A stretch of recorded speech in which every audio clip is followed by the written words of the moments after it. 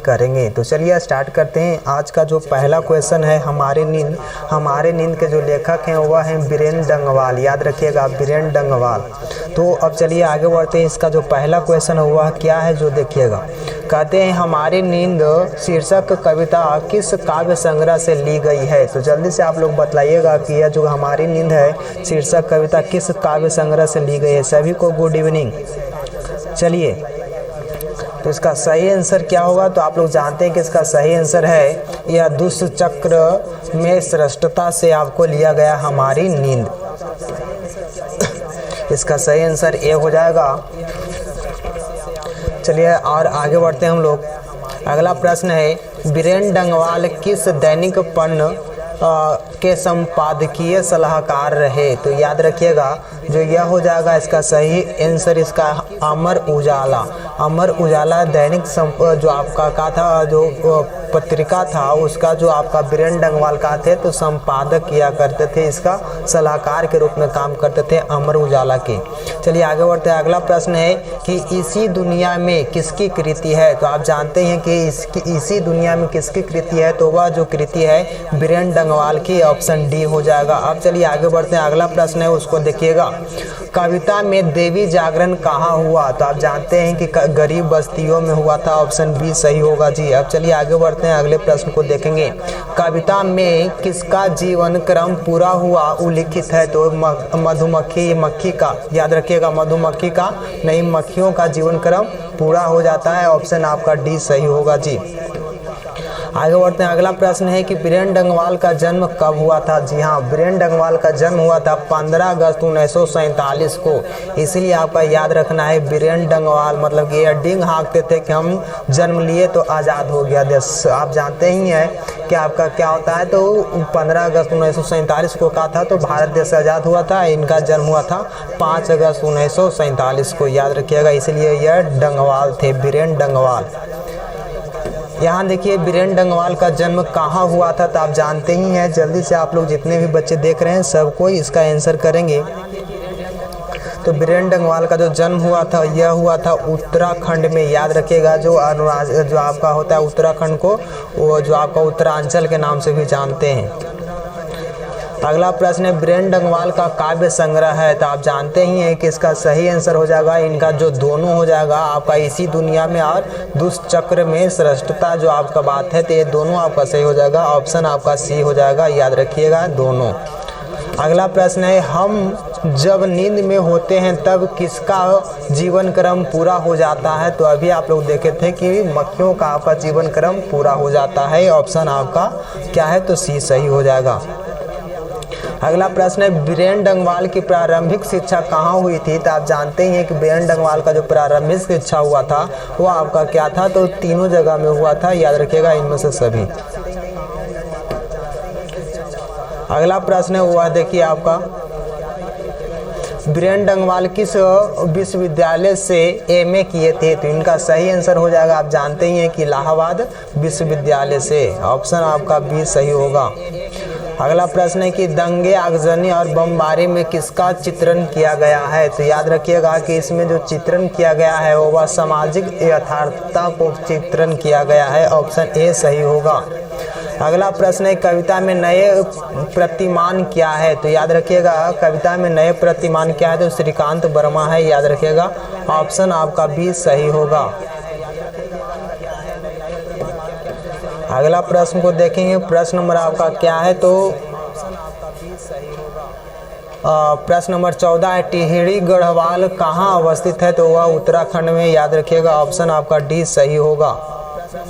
अगला प्रश्न है, बीरेन डंगवाल को उपाधि दी गई थी। जी हाँ, बीरेन डंगवाल को उपाधि क्या चीज़ का दिया गया था, तो वह दिया गया था डिलीट का, ऑप्शन आपका ए सही है।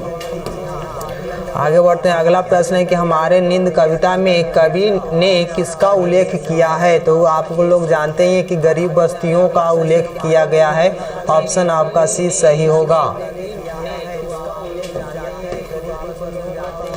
आगे बढ़ते हैं, कवि हमें क्या सलाह देता है। जी हाँ, कवि हमें क्या सलाह देता है, जल्दी से आप लोग बतलाइएगा, कवि हमें क्या सलाह देना चाहता है। तो इसका सही जो आंसर हो जाएगा वह हो जाएगा आपका नींद से जगने की सलाह देता है कौन? तो आपका कवि यानी कि बीरेन डंगवाल। अगला प्रश्न है कि अत्याचारी क्या शाब्दिक अर्थ है? अत्याचारी का शाब्दिक अर्थ क्या होता है? तो आप जानते हैं कि वह होता है अन्याय करना। अत्याचारी करना मतलब कि अत्याचार कर रहा है, मतलब कि अन्याय कर रहा है। ऑप्शन आपका ये सही होगा। अगला प्रश्न है देवी जागरण कौन सा कारक है? याद रखिएगा देवी जागरण जो है कौन सा कारक है? तो कर्ता कारक है। ऑप्शन आपका बी सही होगा। झगड़ा फसाद कौन सा समास है? जी हाँ, झगड़ा और फसाद कौन सा समास है? तो आप जानते ही हैं कि वह द्वंद्व समास हो जाएगा। ये झगड़ा और फसाद यानी कि दोनों आपका जो पद है वह प्रधान है, यानी द्वंद्व समास होगा। अगला प्रश्न है कि मेरी नींद के दौरान कुछ बढ़ गए पेड़, तो कुछ इंच बढ़ गए पेड़ और कुछ सूत बढ़ गए पौधे। तो यहाँ पर इंच की बात है, यहाँ पर पेड़ की बात की जा रही है, मतलब कि आपका इंच होगा। याद रखिएगा ऑप्शन आपका बी सही होगा। आगे बढ़ते हैं। आपका चैप्टर का नाम है अक्षर ज्ञान। याद रखिएगा अक्षर ज्ञान के जो लेखक हैं वह है अनामिका। याद रखिएगा अनामिका। अनामिका जी का जन्म जो आप लोग जानते हैं कि कहाँ हुआ था। तो यहाँ देखिए अक्षर ज्ञान है, इसके बारे में हम लोग देखेंगे। इसका ऑब्जेक्टिव क्वेश्चन कराया रहे हैं हम लोग। तो चलिए आगे बढ़ते हैं। इसका पहला क्वेश्चन है उसको देखेंगे। पहला क्वेश्चन है बीजाक्षर किसकी कृति है? जी हाँ, बीजाक्षर किसकी कृति है? तो वह आपका हो जाएगा अनामिका की। ऑप्शन आपका सी सही है। अगला प्रश्न है गलत पते की चिट्ठी किसकी विद्या है? तो याद रखिएगा किस विद्या की कृति है? तो आप जानते ही हैं कि इसका सही आंसर होगा काव्य संकलन है। वह जो आपका लिखा भी गया है वह अनामिका के द्वारा लिखा गया है। याद रखिएगा अनामिका एक लेखिका है। तो यहाँ देखिए आपका ऑप्शन बी सही हो जाएगा। अगला प्रश्न है कि मन अर्जुन मन कृष्ण किसकी कृति है? तो आप जानते हैं कि वह भी आपका का है, तो अनामिका जी का है। ऑप्शन आपका डी हो जाएगा। अगला प्रश्न है कि अक्षर ज्ञान शीर्षक कविता में किस मनोवैज्ञानिक का आधार लिया गया है? तो आप जानते ही हैं कि वह जो आपका है बाल मनोवैज्ञानिक, मतलब मनोविज्ञान की बात करता है। यानी कि जो बच्चा होता है वह जो आपका का होता है तो क ख ग घ जो लिखने की कोशिश करता है वह बच्चा करता है, बूढ़ा नहीं। तो इसमें क्या होता है तो बाल मनोविज्ञान के जो लिया गया है आपका आधार। तो इसका सही आंसर आपका क्या हो जाएगा? बी हो जाएगा जी। अगला प्रश्न है अक्षर ज्ञान किसकी कृति है? तो वह आपका हो जाएगा ऑप्शन डी अनामिका की। अगला प्रश्न है अनामिका का जन्म कब हुआ था? तो आप जानते हैं कि इनका जो जन्म हुआ था वह हुआ था 17 अगस्त 1961 ईस्वी को। याद रखिएगा। अब चलते हैं आगे बढ़ते हैं। अनामिका के जन्म कहाँ हुआ था? तो आप जानते ही हैं कि इनका जो जन्म हुआ था वह बिहार में हुआ था, मुजफ्फरपुर में। याद रखिएगा गंगा ऊपर बिहार जो है वहाँ आपका मुजफ्फरपुर है, उसमें ही इनका जन्म हुआ था। अब चलिए आगे बढ़ते हैं। इनके पिताजी का क्या नाम था? तो आप इनका पिताजी का नाम याद रखिएगा श्याम नंदन किशोर था। याद रखिएगा श्याम नंदन किशोर था इनके पिता का नाम। अगला प्रश्न है कि खालिस बेचैनी किसके? खालिस शब्द का अर्थ क्या होता है? खालिस का अर्थ होता है यह जो शब्द है वह आपका अरबी शब्द है। याद रखना है ग्रीक शब्द, फारसी शब्द, देवनागरी। तो इसका जो सही आंसर है वह अरबी शब्द होगा। ऑप्शन आपका सी सही होगा। अगला प्रश्न है कि अबोध बालक के अक्षर पाटी पर क्या नहीं अटता है? तो याद रखिएगा बेटे का का नहीं अटता है। तो ऑप्शन आपका ए सही हो जाएगा अगर आप लोग पढ़े हैं तो। चलिए आगे बढ़ते हैं और आगे की प्रश्न को देखेंगे। इसका सही आंसर आपका का था। अब यहाँ देखिए कि किसका ध्यान क लिखते समय कबूतर पर होता है? तो याद रखिएगा अबोध बालक का हो जाएगा। ऑप्शन आपका बी सही है।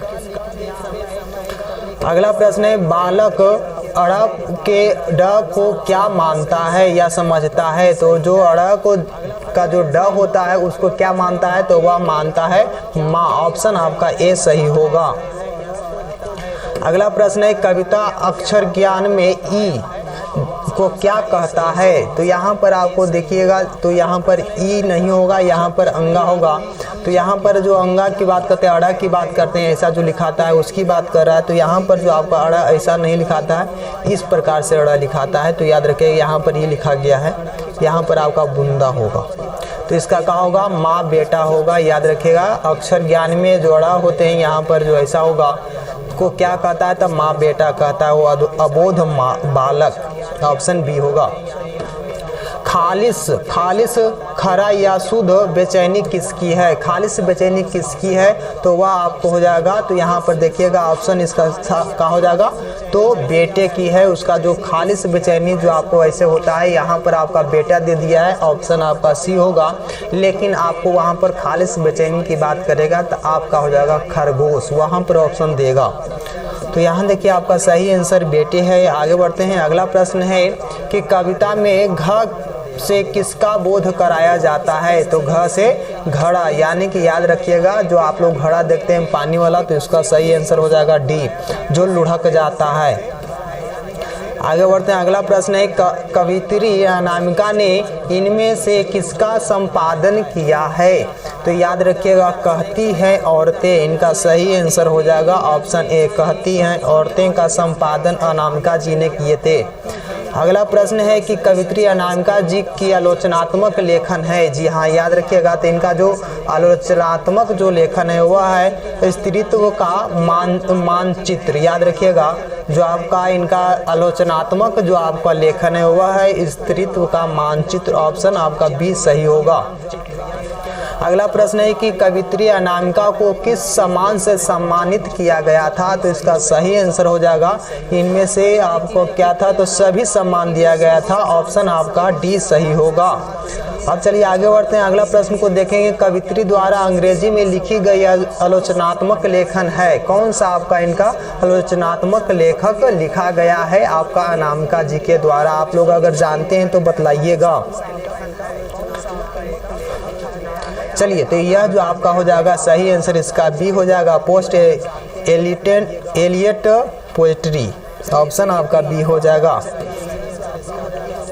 अगला प्रश्न है कि विफलता पर छलक पड़ते हैं। याद रखिए विफलता पर क्या छलक पड़ते हैं बालक की? तो वह आंसू छलक पड़ते हैं। ऑप्शन आपका क्या दिख रहा है? ऑप्शन ए में दिख रहा है आंसू। ऑप्शन ए हो जाएगा जी। अब चलिए आगे बढ़ते हैं। अगले प्रश्न को देखेंगे। प्रश्न नंबर आपका 21 है अक्षर ज्ञान कविता बच्चों के किस स्तर की शिक्षण प्रक्रिया से संबंधित है? तो आप जानते हैं कि जो क ख ग घ हम लोग का पढ़ते हैं तो वह प्रारंभिक जो शिक्षा होता है उससे संबंधित है। ऑप्शन ए सही होगा। आपका जो चैप्टर है वह है लौट कर आऊँगा फिर। जी हाँ, याद रखिएगा लौट कर आऊँगा फिर, यह जो चैप्टर है इसका जो लेखक है आपको अपने कमेंट बॉक्स में बताना है। जल्दी से बताइएगा कि लौट के आऊँगा फिर के लेखक कौन है।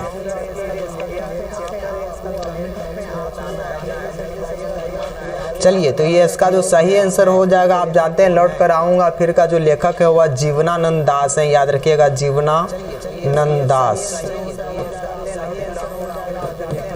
चलिए आगे बढ़ते हैं। इनका जो जन्म हुआ था बंगाल में हुआ था।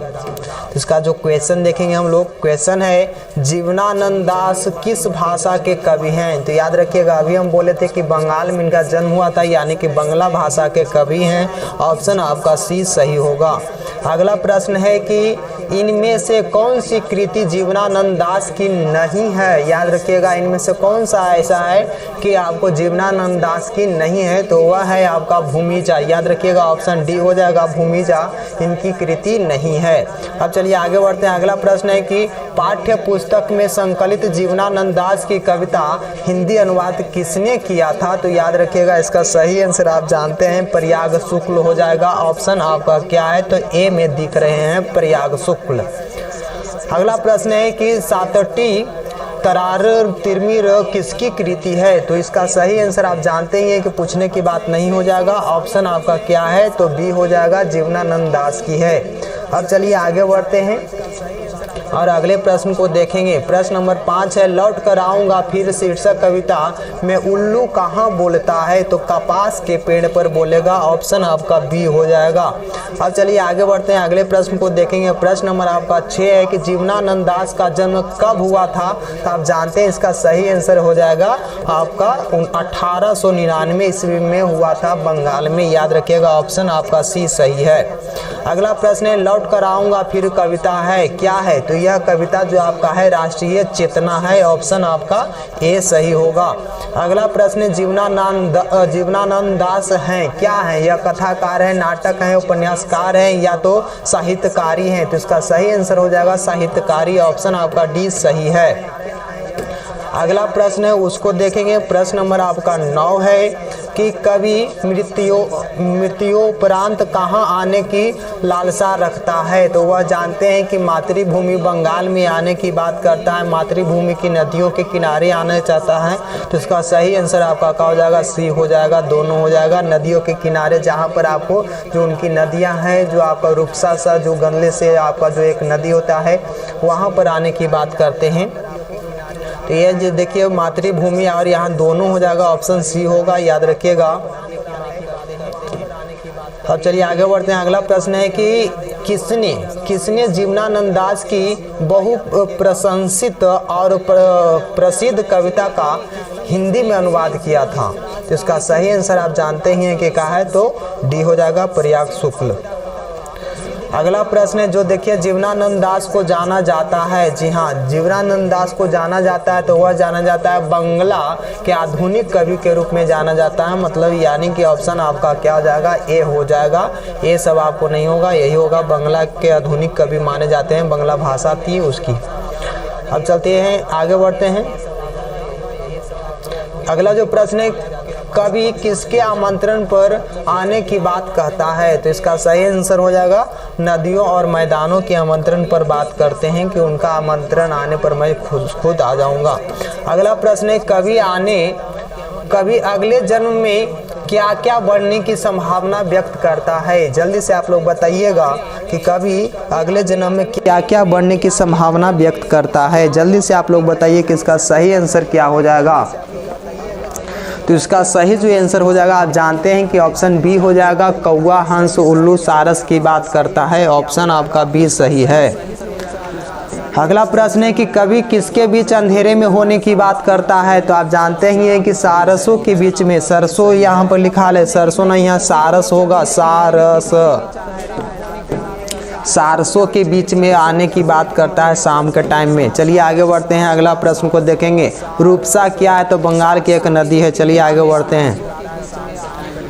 अगला प्रश्न है जीवनानंद दास के काव्य संकलन है? तो आप लोग जानते हैं कि इसका सही आंसर हो जाएगा काव्य संकलन है तो आलोक पृथ्वी है, ठीक है, झरा पालक है, महम विवाम है। तो ये सही है, आपका सभी सही हो जाएगा, ऑप्शन डी होगा। अगला प्रश्न है कि जीवनानंद दास की श्रेष्ठ प्रेम कविता है, याद रखिएगा। तो इनका श्रेष्ठ जो प्रेम कथा है, उनकी जो कविता है वह है बनलता सेन। ऑप्शन आपका क्या हो जाएगा? तो ए सही है। अगला प्रश्न है बनलता सेन काव्य संकलन के लिए जीवनानंद दास को कब श्रेष्ठ काव्य ग्रंथ के पुरस्कार से पुरस्कृत किया गया था? तो इसका सही आंसर हो जाएगा, आप जानते हैं, जल्दी से आप लोग बताइएगा। इसका सही आंसर हो जाएगा 1952, ऑप्शन बी सही होगा। अब चलिए आगे बढ़ते हैं, अगले प्रश्न को देखेंगे। लड़के की माँ नाव कैसी होगी? फटे पाल की पुरानी होगी, याद रखिएगा। ऑप्शन आपका क्या हो जाएगा? तो सी सही होगा, ऑप्शन सी होगा, जो फटे नाव की बात करते हैं। आगे बढ़ते हैं। जीवनानंद दास की निधन कब हो गई थी? आप जानते हैं कि इनका जो मृत्यु हो गई थी 1954 में सड़क दुर्घटना में हो गई थी। चलिए आगे बढ़ते हैं, अगला प्रश्न है लौट कर आऊँगा फिर शीर्षक कविता में कवि एक बार फिर कहाँ आने की बात लालसा व्यक्त करता है? तो वो अपनी मातृभूमि बंगाल में, याद रखिएगा। ऑप्शन आपका डी सही है। अगला प्रश्न उसको देखेंगे। आपका जो क्वेश्चन नहीं, आपका चैप्टर है मेरे बिना तुम प्रभु। जल्दी से आप लोग इस चैनल को शेयर करें, जितने भी बच्चे देख रहे हैं सब कोई शेयर करेंगे ताकि बाकी बच्चे भी जुड़ जाएं। चलिए जल्दी करिए आप लोग शेयर। मेरे बिना तुम प्रभु के लेखक कौन है? चलिए आगे बढ़ते हैं हम लोग। बहुत बढ़िया,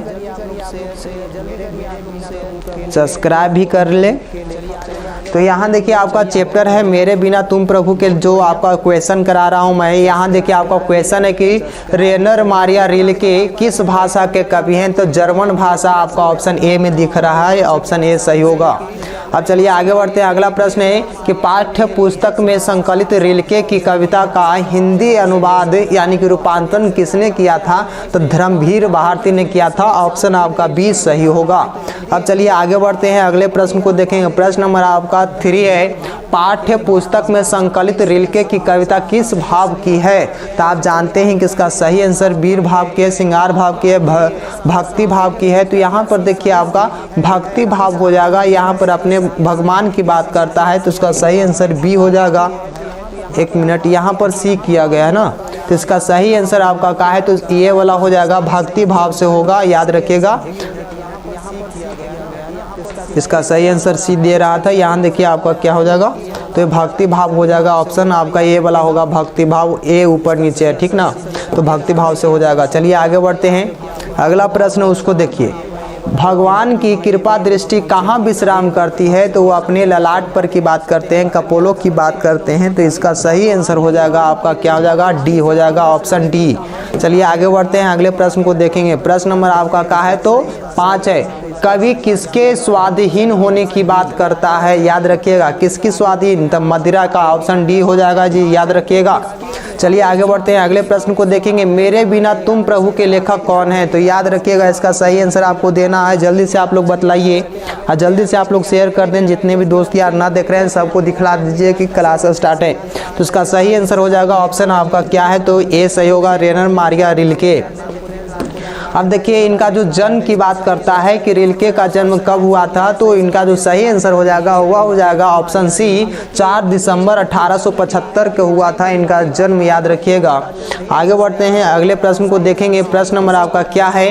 रेनर मारिया रिल्के का जन्म कहाँ हुआ था? तो आप जानते हैं कि इनका सही आंसर जो हो जाएगा जर्मनी में होगा, याद रखिएगा। ऑप्शन आपका बी सही है। अगला प्रश्न है, रिल्के के पिता का क्या नाम था? याद रखिएगा, इनके पिता का क्या नाम था? तो जोसेफ रिल्के था, याद रखिएगा। क्या नाम था? Joseph Rilke. इनके माता का नाम सोफिया था, याद रखिएगा। इसका सही आंसर डी होगा। अगला प्रश्न है, रिल्के के माता का नाम क्या है? तो यहाँ पर देखिए आपका माता का नाम आ गया है सोफिया, यानी ऑप्शन सी हो जाएगा जी। अगला प्रश्न है कि भक्त रिल्के प्रभु से क्या करता है? याद रखिएगा, भक्त रिल्के प्रभु से क्या कहता है या करता है? यहाँ पर लिखा है कहता है, जो बात है। प्रश्न सजदा या प्रार्थना या इनमें से सभी? तो इसका सही आंसर होगा कि जो भगवान से क्या करता है, प्रश्न पूछता है कि क्या आप हमें दुख या तो मुझे कष्ट देकर के क्या आप क्या करोगे तो आप खुश रह पाओगे, या तो अगर मैं न रहूँगा तो क्या आप अपने आप को बचा पाओगे? यह प्रश्न पूछता है भगवान से कौन? तो पुजारी या तो भक्त। आगे चलते हैं, अगला प्रश्न उसको देखिएगा। रेनर मारिया रिल्के का निधन कब हुआ था? तो आप लोग जानते हैं कि इनका निधन जो हुआ था यह 29 दिसंबर 1926 ईस्वी को हुआ था। ऑप्शन आपका क्या हो जाएगा? तो ए सही है। अगला प्रश्न है, रिल्के की कहानी संग्रह है, याद रखिए। रिल्के का जो कहानी संग्रह है वो है क्या है? टेल्स ऑफ आलमाटी, याद रखिएगा, आलमाटी है इनका सही आपका आंसर बी हो जाएगा जी। चलिए आगे बढ़ते हैं, अगला प्रश्न को देखें। रिल्के की कविता मेरे बिना तुम प्रभु है, याद रखिएगा। तो यह कैसी कविता है आपको बताना है, जल्दी से बताइए। तो यह भावात्मक रहस्यवाद है, या तो आपका क्या भक्ति भावात्मक है, या हास्यात्मक है, या तो इनमें से सभी? तो इसका सही आंसर हो जाएगा ए, याद रखिएगा, ऑप्शन ए है। अगला प्रश्न है उसको देखिएगा। भक्त कवि अपने को भगवान का क्या मानता है? तो जलपात्र मानता है, सेवक मानता है, भक्त मानता है, अनुयायी मानता है। तो इसका सही आंसर क्या होगा? तो ऑप्शन आपका ए हो जाएगा, जलपात्र मानता है जिसमें मदिरा को रखा जाता है। चलिए आगे बढ़ते रहें, क्लास अच्छी लग रही है तो आगे बढ़ें।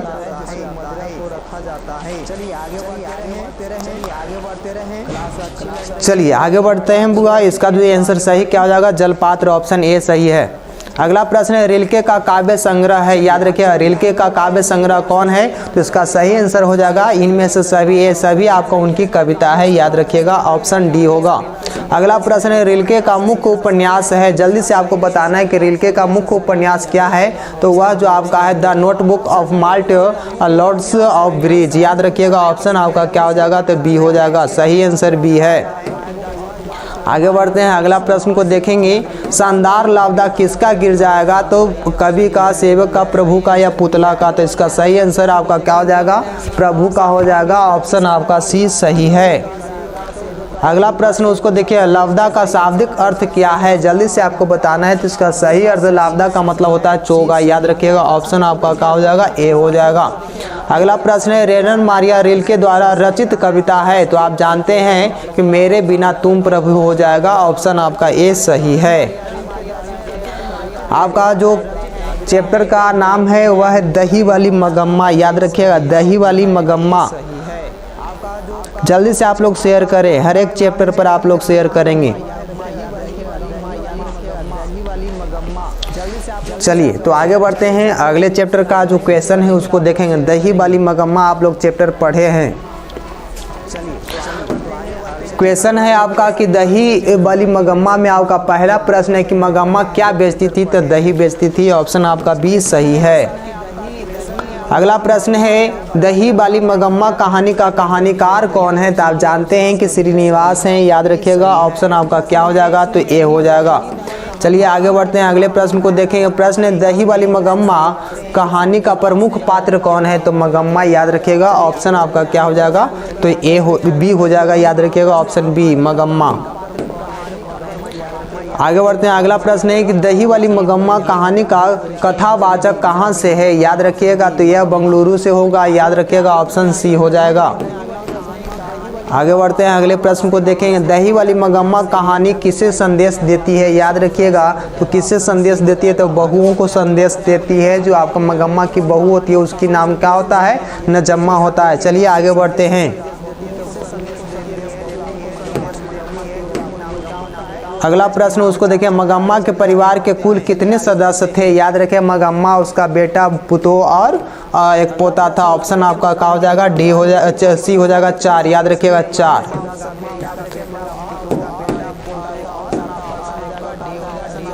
अगला प्रश्न है, श्रीनिवास का जन्म कहाँ हुआ था, तो आप जानते ही हैं कि इनका जो जन्म हुआ था कर्नाटक में हुआ था। ऑप्शन आपका डी हो जाएगा जी, और वह कन्नड़ भाषा के कवि थे। तो कथाकार को बरसों से मगम्मा कौन सी वस्तु दिया करती थी, याद रखना है कि मगम्मा कौन सी वस्तु दिया करती थी श्रीनिवास को। जल्दी से आप लोग शेयर नहीं कर पा रहे हैं क्या जी।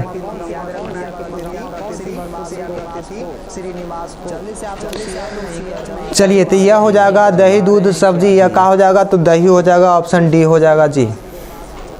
अगला प्रश्न है, मगम्मा की बहू का क्या नाम था, नजम्मा। Option B. आगे बढ़ते हैं, अगले प्रश्न को देखेंगे। प्रश्न नंबर आपका क्या है, तो 10 है। दही वाली मगम्मा किस भाषा में रचित है, तो अभी आप लोग को बताए थे कि इनका जो सही आंसर हो जाएगा कन्नड़ भाषा। कर्नाटक जो के बंगलोर है वहाँ पर आपको कन्नड़ भाषा बोली जाती है। इसके लिए आपका क्या हो जाएगा, सही आंसर आपका सी हो जाएगा जी। चलिए आगे बढ़ते हैं, अगला प्रश्न है कि दही वाली मगम्मा कहानी का हिंदी अनुवादक कौन किए थे, तो याद रखिएगा इसका सही आंसर हो जाएगा बी आर नारायण। ऑप्शन आपका क्या है, तो ए सही हो जाएगा जी। अगला प्रश्न है उसको देखें। प्रश्न नंबर आपका 12 है, रगम्पा कौन था, तो याद रखिएगा रगम्पा कौन था, तो नजम्मा का पुत्र, मगम्मा का भाई, मगम्मा का पौत्र। तो इसका सही आंसर हो जाएगा इनमें से कोई नहीं। वह गांव का एक शराबी और जुआरी आदमी था। इसका सही आंसर क्या हो जाएगा, तो आपका हो जाएगा डी, इनमें से कोई नहीं। चलिए आगे बढ़ते हैं, अगले प्रश्न को देखेंगे। प्रश्न नंबर आपका क्या है, तो 13 नंबर प्रश्न है, मगम्मा एवं नजम्मा के बीच झगड़ा मिटाकर अच्छा संबंध स्थापित करने का माध्यम कौन था, तो वह उसका पोता था। ऑप्शन याद रखिएगा मगम्मा का पोता। ऑप्शन बी हो जाएगा जी। आगे बढ़ते हैं, अगला प्रश्न है, कथावाचक को मगम्मा क्या कहती थी, बहन जी, मौसी, माँ जी। तो ऑप्शन आपका सी हो जाएगा, माँ जी। चलिए आगे बढ़ते हैं, अगला प्रश्न है, दही वाली मगम्मा का कथावाचक कौन था, तो याद रखना है इसका सही आंसर क्या हो जाएगा, तो बंगलुरु की एक संभ्रांत महिला थी जिसका नाम श्रीनिवास था। याद रखिएगा श्रीनिवास, इसका पूरा नाम था एस रंगराजन। चलिए आगे बढ़ते हैं, अधिक बुद्धिमान कौन थी? मगम्मा, गांव की एक अन्य महिला, नजम्मा या इनमें से कोई नहीं? तो इसका सही आंसर जो हो जाएगा वह कौन थी? नजम्मा, जो अपने सास को अपने अंदर या तो अपने बातों में उलझा लिया, यानी कि अपने पोता को समझा बुझा करके क्या कर लिया, तो उसके पास ले आया क्योंकि पैसा रगम्पा को न दे दे। चलिए, समझदारी का बात होता है तो नजम्मा समझदार थी। अब चलिए आगे बढ़ते हैं। मगम्मा प्रतिनिधित्व करती है किसकी? तो इसकी याद रखिएगा, तो एक ग्रामीण महिला थी मगम्मा, जो गाँवों में दही बेचा करती थी। ऑप्शन आपका बी सही होगा। अगला प्रश्न उसको देखिए, बहू की दशा क्या थी? तो कैसी थी बहू की दशा जो थी वह कैसी थी? तो मगरमच्छ की तरह थी उसकी दशा। ऑप्शन ए आपका सही होगा। अब चलिए, आपका जो चैप्टर है वह है ढहते विश्वास। याद रखिएगा, ढहते विश्वास। जल्दी से आप लोग शेयर करें, आप लोग शेयर नहीं करते हैं, जिसके कारण आप लोग इतना तेजी से पढ़ा रहा हूँ लेकिन शेयर आप लोग नहीं कर पा रहे हैं।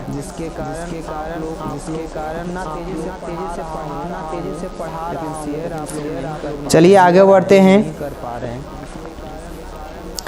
ढहते विश्वास के लेखक कौन है? जल्दी से आप लोग कमेंट करके बताइए। तो जितने भी बच्चे देख रहे हैं सब कोई बताएंगे ढहते विश्वास के लेखक कौन है।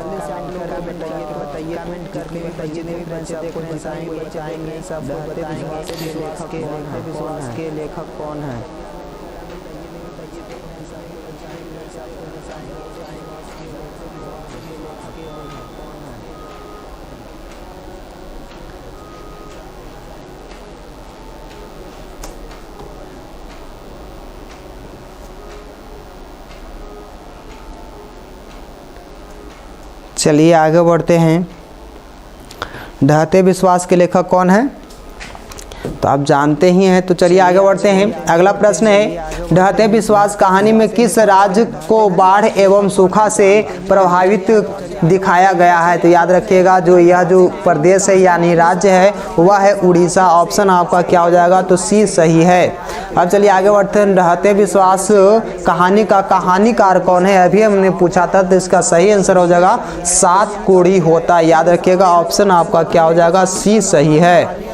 अगला प्रश्न, ढहते विश्वास कहानी का प्रमुख पात्र कौन है? तो यह जो हो जाएगा लक्ष्मी। लक्ष्मी का पति का नाम था लक्ष्मण, जो कोलकाता में रहता था। चलिए आगे बढ़ते हैं। इसका सही आंसर ए है।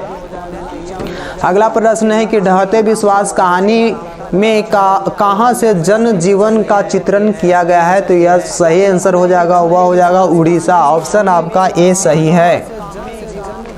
अगला प्रश्न उसको देखते हैं। ढहते विश्वास कहानी में किस नदी का वर्णन किया गया है? तो वह है महानदी। याद रखना है, ऑप्शन आपका बी सही होगा जी। अब चलिए आगे बढ़ते हैं, अगले प्रश्न को देखेंगे। प्रश्न नंबर आपका 6, ढहते विश्वास किस भाषा में रचित कहानी है? तो याद रखिएगा, जो आपका उड़ीसा में कौन सी भाषा बोली जाती है? तो वह जो बोली जाती है, ऑप्शन आपका क्या हो जाएगा? उड़िया भाषा। ऑप्शन डी हो जाएगा जी।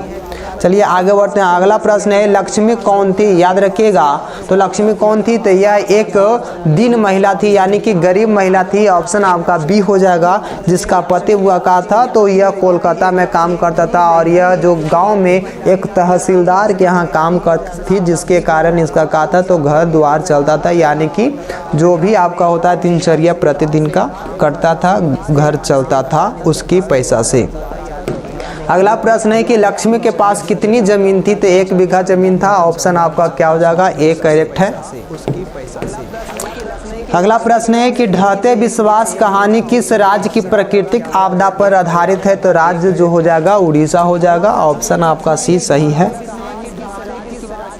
अगला प्रश्न है, ढहते विश्वास कहानी में किस नदी का भयावह दृश्य प्रस्तुत किया गया है? तो वह आपका क्या था? तो महानदी हो जाएगा, यानी कि यहाँ पर ऑप्शन आपका क्या हो जाएगा? बी महानंदा दिया गया है, लेकिन ये महानदी होगा। याद रखिएगा, महानदी।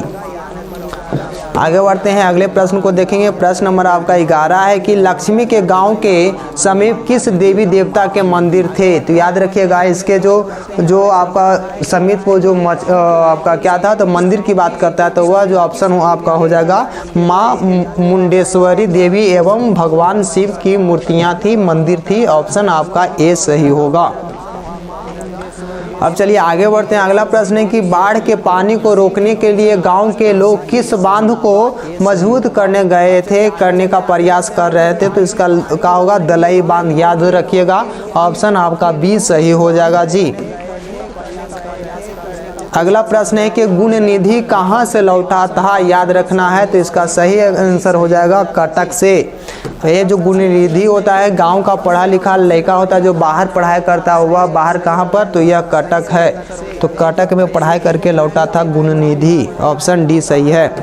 अगला प्रश्न है कि कौन स्वयं दंगल के साथ बांध की मरम्मत में लगा था। तो याद रखना है, इसका सही आंसर हो जाएगा, इसका जो लड़का था वह कौन था, यह जो बाहर से पढ़कर आया था उसका नाम क्या था, तो गुण निधि। यह गुण निधि था जो बांध को बांधने के लिए प्रयास कर रहा था। ऑप्शन बी सही है।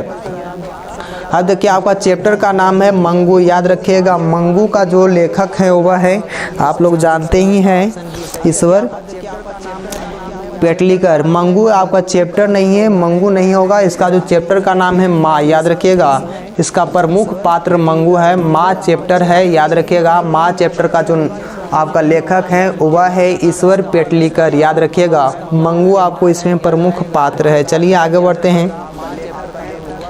मंगू किस कहानी की पात्र है। तो आपका क्या हो जाएगा, माँ। ऑप्शन आपका डी सही होगा जी। चलिए आगे बढ़ते हैं। अगला चैप्टर आप लोग का अगला प्रश्न है, माँ कहानी का कहानीकार कौन है। तो आप जानते हैं कि अभी बतलाए थे ईश्वर पेटलीकर। ऑप्शन आपका बी सही होगा।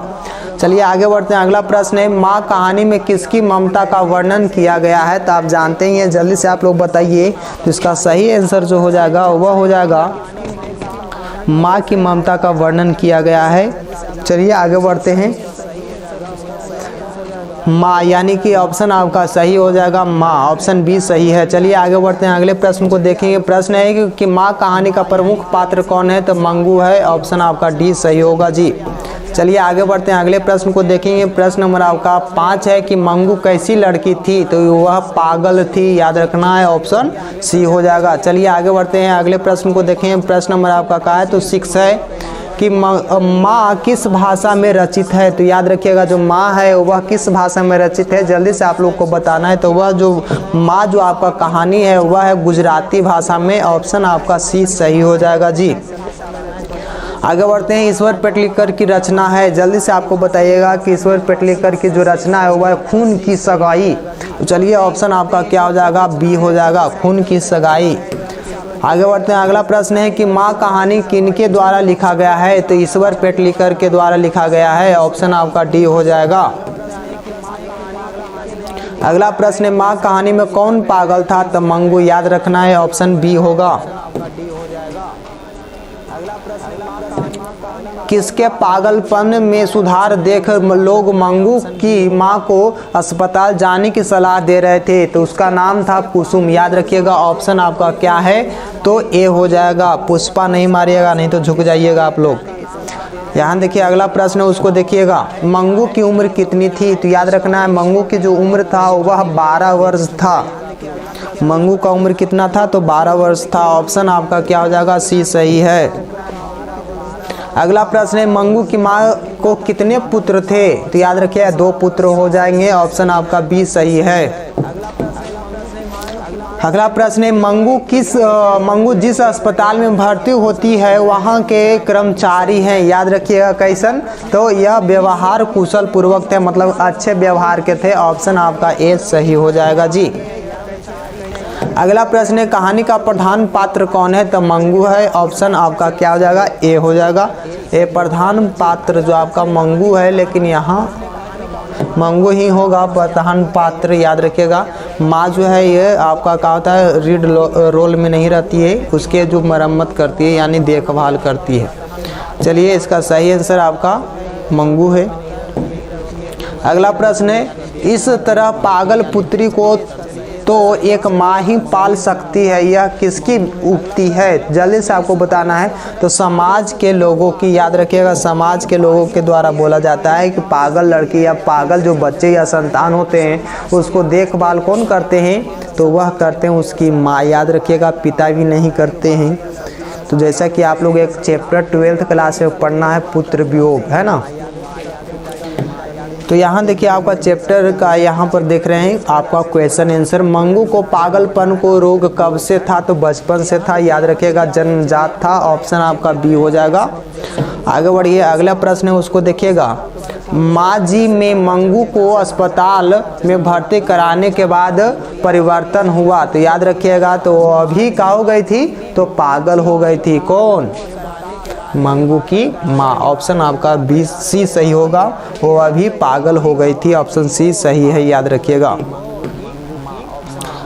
आपका चैप्टर का नाम है नगर, याद रखिएगा। नगर के जो लेखक हैं वह कौन है? तो आप जानते ही हैं कि नगर के लेखक कौन है। तो चलिए आगे बढ़ते हैं, इसका सही क्वेश्चन को देखेंगे। क्वेश्चन है यहाँ पर, पपाती किस रोग से ग्रसित है? याद रखिएगा, आप लोग को इनको कहानी अगर पढ़ें तो पता होगा कि वह बी हो जाएगा, मेनिनजाइटिस। ऑप्शन आपका बी सही होगा। नगर कहानी का कहानीकार कौन है? तो आप लोग जानते ही हैं किसका सही आंसर, अभी हम पूछे थे किसका सही आंसर क्या हो जाएगा? सुजाता। ऑप्शन ए सही है। अगला प्रश्न है, कहानी नगर कहानी का प्रमुख पात्र कौन है? तो पपाती है। ऑप्शन आपका क्या हो जाएगा? तो बी हो जाएगा। ऑप्शन बी के साथ चलेंगे हम लोग। चलिए अगला क्वेश्चन का आंसर आप लोग बताइए कि नगर कहानी में किस नगर का वर्णन किया गया है? जल्दी से आप लोग बतलाइए कि नगर कहानी में जो किस नगर की बात की गई है, जल्दी से आप लोग को बताना है। जितने भी बच्चे देख रहे हैं और देख रहे हैं तो चैनल को शेयर करें, लाइक करें, सब्सक्राइब भी करें। चलिए तो स्टार्ट करते हैं। इसका जो सही आंसर आपको बताना है तो वह किस शहर की बात की गई है? तो वह मदुरै शहर की बात की गई है। ऑप्शन आपका ए सही होगा। चलिए आगे बढ़ते हैं, अगले प्रश्न को देखें। बलियामाल की पुत्री कौन थी? तो आप जानते हैं कि बलियामाल की पुत्री कौन थी? तो आपका बी हो जाएगा, पपाती। अगला प्रश्न है, सुजाता का वास्तविक नाम क्या था? तो आप जानते हैं एस रंगराजन हो जाएगा। ऑप्शन आपका क्या है? तो बी हो जाएगा। और वह श्रीनिवास का क्या नाम था? तो मास्तिक वेंकटेश अयंगार था। यहाँ पर आपका सुजाता का वास्तविक नाम क्या है? तो एस रंगराजन है, याद रखिएगा। ऑप्शन आपका बी सही होगा। अगला प्रश्न है, सुजाता का जन्म कहाँ हुआ था? तो आप जानते हैं कि इनका सही आंसर हो जाएगा तमिलनाडु। ऑप्शन आपका क्या है? तो ए सही है। तमिलनाडु की राजधानी कहाँ है? तो मद्रास यानी चेन्नई। अगला प्रश्न उसको देखिए, सुजाता की लगभग कितनी कृतियाँ प्रकाशित हो चुकी है? तो आप जानते हैं कि इसका सही आंसर जो हो जाएगा वह हो जाएगा, आप लोग को पता है, 25 से अधिक। ऑप्शन बी के साथ चलेंगे हम लोग। अगला प्रश्न है, नगर कहानी किस रचना से संकलित है? तो याद रखिएगा किस रचना से संकलित है? तो वह जो आपका है आधुनिक तमिल कहानी से, याद रखिएगा। ऑप्शन आपका क्या हो जाएगा? बी हो जाएगा। जो आपका जो है नगर वह क्या हो जाएगा? तो इसका सही आंसर बी हो जाएगा, बी नहीं ए होगा, आधुनिक तमिल कहानियाँ से। ऑप्शन ए के साथ चलेंगे जी। आगे बढ़िए, अगला जो प्रश्न है उसको देखिएगा। के ए जमुना द्वारा अनुदित जो आपका है कहानी है वह कौन है? तो नगर हो जाएगा। ऑप्शन सी के साथ चलेंगे। ऑप्शन सी याद रखना है, ऑप्शन सी। आगे बढ़ते हैं, अगला प्रश्न है, एक नगर कहानी में संदेश दिया गया है किसकी? तो याद रखिएगा नगर कहानी में जो संदेश दिया गया है वह दिया गया है नारियों को शिक्षित होना आवश्यक है। याद रखिएगा। ऑप्शन आपका क्या है? तो बी सही होगा। नारियों को शिक्षित होना आवश्यक है, लेकिन आप लोग मन लगा करके नहीं पढ़ते हैं। आज की जो लड़कियां हैं लिपस्टिक पाउडर पोतने में व्यस्त रहती है। चलिए जल्दी से आप लोग शेयर करें। आगे बढ़ते हैं, अगला प्रश्न है, पपाती कौन थी? याद रखिए बलियामाल की बहन थी, भतीजी, पुत्री। तो यहाँ पर ऑप्शन आपका क्या हो जाएगा? तो सी सही होगा। पुत्री देखेंगे मार देंगे हम लोग। चलिए आगे बढ़ते हैं, अगला प्रश्न उसको देखेंगे। पपाती अस्पताल में भर्ती क्यों नहीं हो पाई? तो याद रखिएगा पपाती क्यों नहीं हो पाई? तो इसका सही आंसर बलियामाल की अशिक्षा के कारण, उसके पढ़ा लिखल न होने के कारण क्या हो जाएगा? ऑप्शन इसका सही हो जाएगा जी। आगे बढ़ते हैं, बड़े डॉक्टर साहब पपाती के संदर्भ में क्या आदेश दिए थे या किए? तो इसका सही आंसर आप जानते हैं कि अस्पताल से छठी के लिए अस्पताल में भर्ती करने हेतु राशि जमा करने हेतु, या इनमें से कोई नहीं? तो इसका सही आंसर हो जाएगा ऑप्शन बी। पपाती में जो अस्पताल में भर्ती कराने के लिए पपाती को आपको क्या किए थे? तो संदर्भ में बात किए थे, उसके लिए बात किए थे। ऑप्शन बी के साथ चलेंगे। आपका चैप्टर का नाम है धरती कब तक घूमेगी, याद रखिएगा सावरदैया, इसका जो लेखक है सावरदैया है, याद रखिएगा सावरदैया, सावरदैया के जो आपका चैप्टर है वो है धरती कब तक घूमेगी। और इसमें जो प्रमुख पात्र है जिसका नाम क्या है तो सीता, याद रखिएगा सीता है प्रमुख पात्र। ऑप्शन के साथ चलेंगे हम लोग, क्वेश्चन को देखेंगे। चलिए क्वेश्चन है उसको देखिए, सीता को अपने घर में ही कैसा महसूस होता था, तो इसका होता है, तो इसका सही आंसर जो हो जाएगा घुटन। ऑप्शन आपका क्या हो जाएगा ए के साथ चलेंगे। आगे बढ़ते हैं, धरती कब तक घूमेगी शीर्षक कहानी का कहानीकार कौन है, तो अभी हम बतलाए थे सावरदैया, ऑप्शन सी के साथ चलेंगे जी। आगे बढ़ते हैं, प्रश्न नंबर आपका क्या है 3 है, धरती कब तक घूमेगी कहानी का प्रमुख पात्र कौन है, तो वह है सीता। ऑप्शन डी के साथ चलेंगे, याद रखना है ऑप्शन डी हो जाएगा यहाँ। अब चलिए आगे बढ़ते हैं, अगला प्रश्न है धरती कब तक घूमेगी कहानी कहाँ से है, कहाँ की कहानी है, याद रखना है, तो वह जो आपका कहानी है वह आपका राजस्थान की है। ऑप्शन आपका सी सही होगा। और इसकी कहानी का जो अनुवाद हिंदी में किए थे वह कहानीकार खुद किए थे, सावरदैया नहीं किए थे, याद रखना है, ऑप्शन सी के साथ चलेंगे जी। अगला प्रश्न है धरती कब तक घूमेगी कहानी में किसकी प्रधानता दी गई है, तो जल्दी से आपको बताना है कि इसमें प्रधानता की बात की गई है तो नारी की गई है। ऑप्शन आपका ए सही है। चलिए आगे बढ़ते हैं, अगले प्रश्न को देखेंगे। प्रश्न नंबर आपका 6 है कि धरती कब तक घूमेगी किस भाषा की रचना है, तो राजस्थानी भाषा की रचना है। ऑप्शन आपका बी सही हो जाएगा। आगे बढ़ते हैं, अगला प्रश्न है धरती कब तक घूमेगी के अनुवाद कौन किया था, तो कहानीकार खुद किए थे। इसमें आपका क्या हो जाएगा, तो इसका सही आंसर हो जाएगा इनमें से कोई नहीं। ऑप्शन डी के साथ चलेंगे, यह क्वेश्चन पूछा गया है। अगला प्रश्न है कि धरती कब तक घूमेगी संकलित है, कौन सा आपका का है, तो बुक से लिया गया है, तो वह है समकालीन भारतीय साहित्य से संकलित है। ऑप्शन ए के साथ चलेंगे। चलिए आगे बढ़ जाते हैं हम लोग।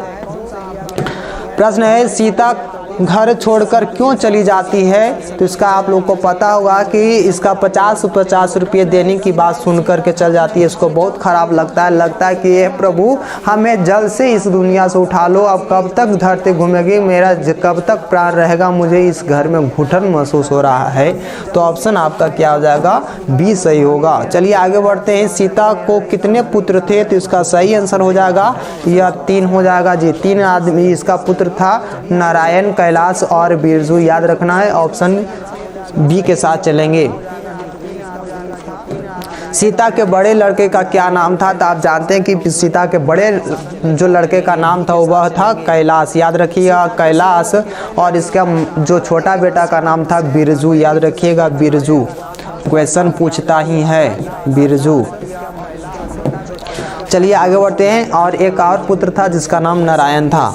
आगे बढ़ते हैं, अर्धविच्छित्व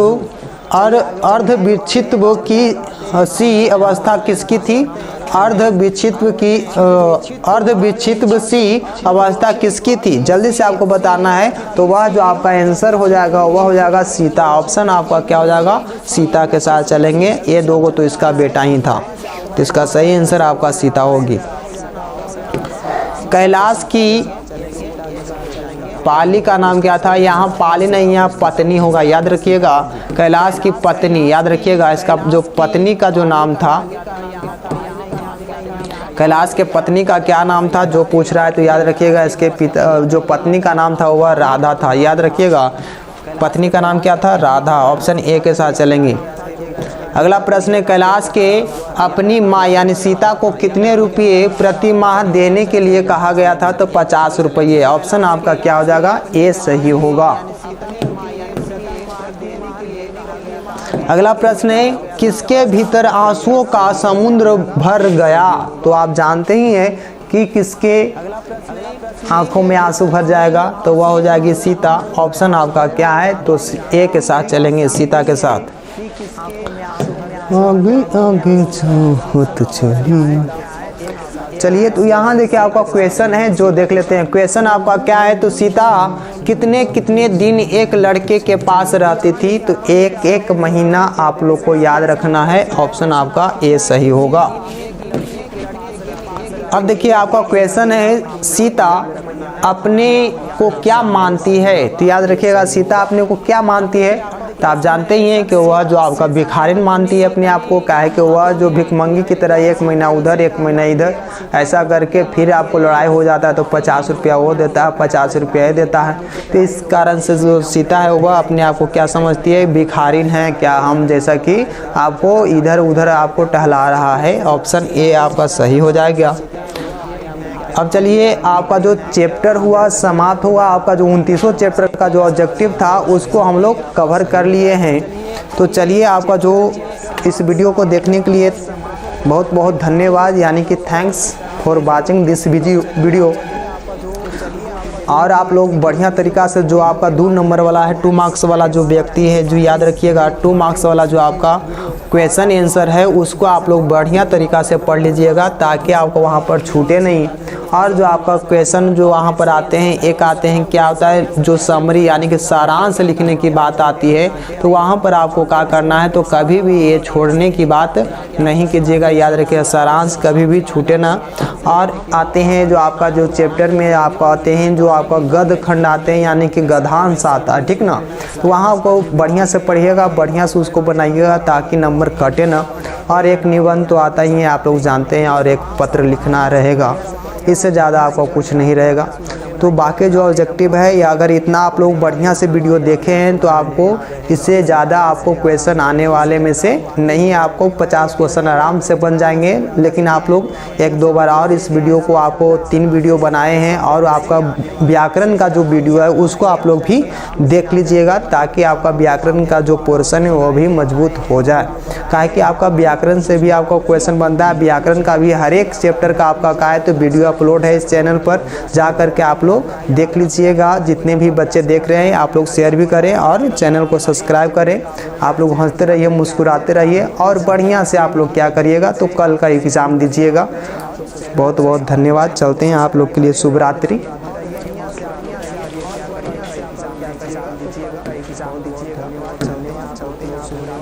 आप लोग के लिए शुभ रात्रि।